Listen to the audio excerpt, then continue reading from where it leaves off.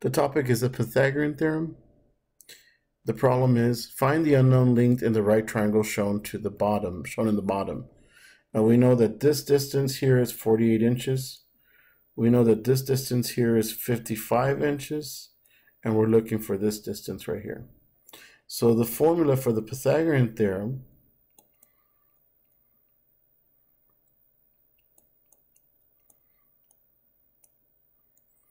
a squared plus b squared equals c squared.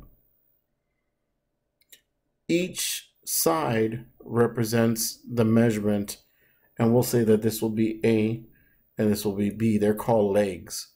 These are called legs. And this right here is called the hypotenuse.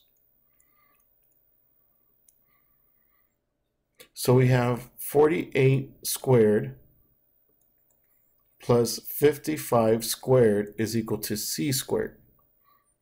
Now we know that 48 squared means 48 times 48, so the product will be 2,304 plus 55 squared will be 3,025 is equal to c squared.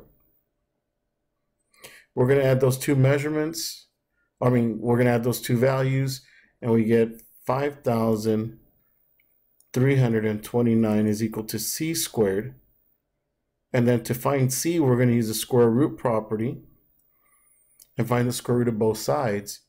And you notice that the square root of 5,329 will be 73 inches.